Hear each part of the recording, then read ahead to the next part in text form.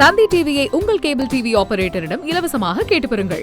சீன நிறுவனம் அறிமுகம் செய்துள்ள டீப் சீக் செயலி குறித்து எமது சிறப்பு செய்தியாளர் அசோகா வழங்கும் சிறப்பு தொகுப்பை பார்க்கலாம்.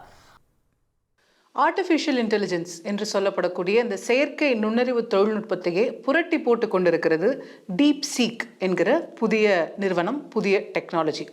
என்ன இந்த டீப் சீக்? இந்த டீப் சீக் என்பது கிட்டத்தட்ட அமெரிக்க அதிபர் ட்ரம்ப் என்று பதவியேற்றாரோ அதே நாளில் வெளியிடப்பட்டது தான் டீப் சீக்.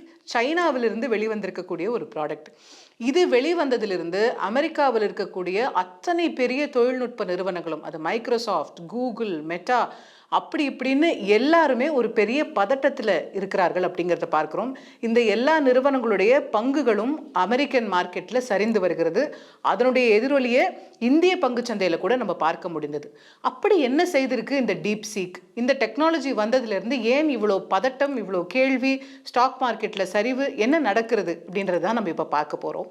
டீப் சீக் அப்படிங்கிறது நம்ம எளிமையாக புரிஞ்சுக்கணும்னா என்னென்னா, நம்ம சாட் ஜிபிடி கேள்விப்பட்டிருப்போம் இல்லையா? அதே மாதிரியே ஒரு ஜெனரேட்டிவ் ஏஐ சாஃப்ட்வேர். நம்ம அதுக்கிட்ட கேள்வி கேட்டால் அது பதில் சொல்லும். எதை வேணால் கேட்கலாம், நம்ம பிரச்சனைகளை கேட்கலாம், ஒரு கோடு கேட்கலாம், நிறைய விஷயங்களுக்கு அது பதில் சொல்லும். இது வரைக்கும் வந்திருக்கக்கூடிய எல்லா இதை மாதிரி ஜெனரேட்டிவ் ஏஐ சாஃப்ட்வேரும் சாட் ஜிபிடி ஓப்பன் ஏஐலேருந்து அமெரிக்காலேருந்து வந்தது. அதே மாதிரி கூகுளில் ஜெமினின்னு ஒன்று இன்ட்ரடியூஸ் பண்ணியிருக்காங்க. நம்ம ட்விட்டரில் கூட கிராக் அப்படிங்கிறத பார்க்குறோம். மைக்ரோசாஃப்ட் கோ பைலட் அப்படின்னு கொண்டு வந்திருக்காங்க. இது எல்லாமே அமெரிக்காவிலிருந்து வெளிவந்திருக்கக்கூடிய ஜெனரேட்டிவ் ஏஐ சாஃப்ட்வேர்ஸாக இருக்குது. அதாவது நாம் கேள்வி கேட்டு பதில் சொல்லி எளிமையாக ஒரு செயற்கை நுண்ணறிவை நம்ம பயன்படுத்தக்கூடிய அளவில் இருக்கக்கூடிய சாஃப்ட்வேர்ஸ் இது எல்லாமே. இது முதல் முறையாக சைனாவிலிருந்து டீப் சீக் அப்படிங்கிற பேரில் புதிதாக ஒரு எல்எல்எம் அப்படின்னு சொல்லக்கூடிய அந்த லார்ஜ் லாங்குவேஜ் மாடல் அப்படிங்கிறத சைனாலேருந்து வெளியிட்டிருக்காங்க. சரி, சைனாலேருந்து வெளியிட்டால் ஏன் இவ்வளோ பதற்றம் அப்படின்னா, முதல் காரணம் காஸ்ட். இதனுடைய விலை என்ன அப்படின்னு நம்ம பார்த்தோம்னா, இது வரைக்கும் நம்ம கடந்த ஆண்டு 2024 எடுத்துக்கிட்டோம்னா, அமெரிக்காவில் இருக்கக்கூடிய இந்த பெரிய நிறுவனங்கள் மைக்ரோசாஃப்ட், கூகுள், மெட்டா, இவங்க எல்லாரும் சேர்ந்து ஆர்டிஃபிஷியல் இன்டெலிஜென்ஸில் மட்டும் செய்திருக்கக்கூடிய இன்வெஸ்ட்மெண்ட் எவ்வளோன்னா, கிட்டத்தட்ட 15 to 20 லட்சம் கோடி அளவிற்கு இந்திய ரூபாய் மதிப்பில் அவங்க இன்வெஸ்ட்மெண்ட்ஸ் செஞ்சுருக்காங்க. அதில் மெட்டா மட்டும் கிட்டத்தட்ட 5 லட்சம் கோடி, மைக்ரோசாஃப்ட் மட்டும் கிட்டத்தட்ட 7 லட்சம் கோடி. சாட் ஜிபிடி நம்ம பாப்புலராக பேசுகிறோமே, அதை உருவாக்கிய அந்த ஓப்பன் ஏஐங்கிற நிறுவனம் அந்த சாட் ஜிபிடியை ரன் பண்ணுறதுக்கு மட்டும் ரன்னிங் காஸ்ட் மட்டும் கிட்டத்தட்ட வருஷத்துக்கு 50,000 to 60,000 கோடி ஆகுது அப்படின்னு பேசிக்கிறாங்க. இவ்வளவு லட்சம் கோடிகள் கொட்டி கொண்டிருக்கக்கூடிய இந்த நேரத்தில் சைனாவிலிருந்து வந்திருக்கக்கூடிய இந்த டீப் சீக், எங்களுக்கு இதுக்கான மொத்த செலவு எவ்வளோன்னு சொல்கிறாங்க தெரியுமா? வெறும் இந்திய ரூபாய் மதிப்பில் பார்த்தா 50 கோடி ரூபாய் தான். லட்சம் கோடி எங்கே இருக்குது, 50 கோடி எங்கே இருக்குது? அப்போ இவ்வளவு சீப்பாக இந்த டெக்னாலஜி வர முடியும் அப்படின்னு சொல்லும்போது நிச்சயமாக இது ஒரு பெரிய மாற்றத்தை இந்த ஆர்டிஃபிஷியல் இன்டெலிஜென்ஸ் உலகத்தில் உருவாக்கும் அப்படின்னு ஒரு பார்வை இருக்குது. பட் அதே சமயம் இது வந்து அவங்க 50 கோடி அப்படிங்கிறது ரொம்ப குறைவாக சொல்கிறாங்க, இவ்வளோலாம் இருக்க முடியாது, சைனா வந்து கொஞ்சம் மாற்றி சொல்லுது அப்படிங்கிற சில விமர்சன பார்வைகளும் அமெரிக்காவில் வைக்கப்படுது. அப்படியே வச்சாலும் கூட 50 கோடிங்கிறத ஒரு 10 மடங்கு வச்சா கூட 500 கோடியில் அவங்களால பண்ண முடியும் அப்படின்னா 50,000 5 லட்சம் கோடி எங்கே இருக்குது, 500 கோடி எங்கே இருக்குது அப்படிங்கிற கேள்வி வருது. ஸோ இது நிச்சயமாக ஒரு பெரிய டிஸ்ரப்டராக இந்த ஒரு ஃபீல்டில் இருக்க போகுது அப்படிங்கிற ஒரு விஷயம் இருக்குது.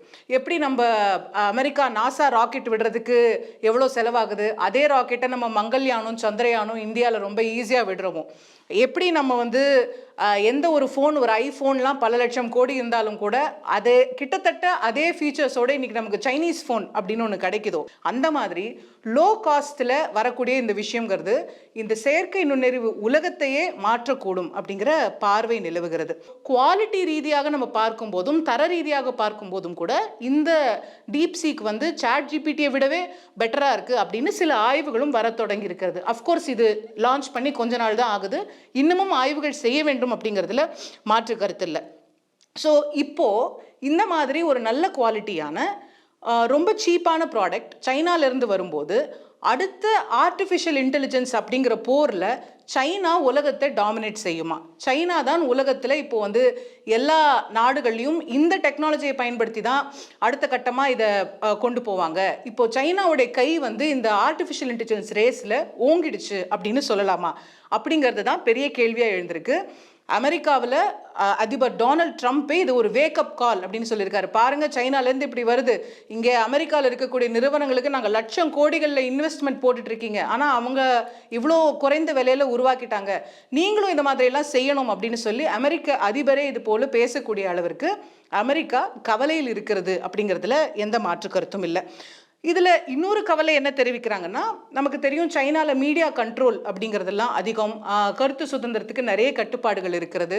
அதே போல் இந்த ஒரு டீப்சீக் அப்படிங்கிற ஆர்டிஃபிஷியல் இன்டெலிஜென்ஸும் கூட சீன அரசுடைய என்ன லைனில் அவங்க பேசுகிறாங்களோ இல்லை சீன அரசுடைய கொள்கைகள் என்னவோ அதே தான் பிரதிபலிக்கிறது அப்படிங்கிற குற்றச்சாட்டு இருக்குது. சைனாவில் 90களில் டியனமென் ஸ்கொயர் போராட்டம்னு சொல்லி பெரிய மாணவர் போராட்டம் வெடித்து அங்கே வன்முறை எல்லாம் நடைபெற்றது. அதை பற்றி கொஞ்சம் சொல்லுங்களேன் அப்படின்னு சொல்லி இந்த டீப் சீக் கிட்ட போய் கேள்வி கேட்குறாங்க. இதற்கு நான் பதிலளிக்க முடியாது அப்படின்னு அது பதில் சொல்லுது.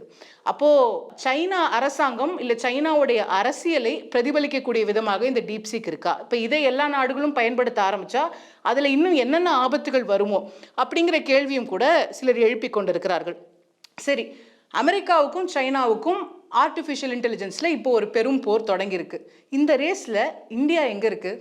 இந்தியாவுக்கு இதனால் ஏதாவது பாதிப்பு இருக்கா? இல்லை இந்தியாவுக்கு இதனால் ஏதாவது புதிய வாய்ப்புகள் தேடி வரப்போகிறதா? அதுதான் நாம் பார்க்க வேண்டிய முக்கியமான கேள்வி. நமக்கெல்லாம் தெரிஞ்சது போலவே அமெரிக்காவில் பல லட்சம் கோடி ஏஐயில் இன்வெஸ்ட் பண்ணுறாங்க, சைனாவில் புதுசாக ஏஐ உருவாக்கியிருக்காங்கன்னா, இந்தியாவில் கடந்த ஆண்டில் மட்டும் இந்த செயற்கை நுண்ணறிவுக்குன்னு நமக்கு வந்திருக்கக்கூடிய இன்வெஸ்ட்மெண்ட்ஸ் மட்டும் பார்த்தோம்னா கிட்டத்தட்ட 95,000 கோடி மட்டும்தான்.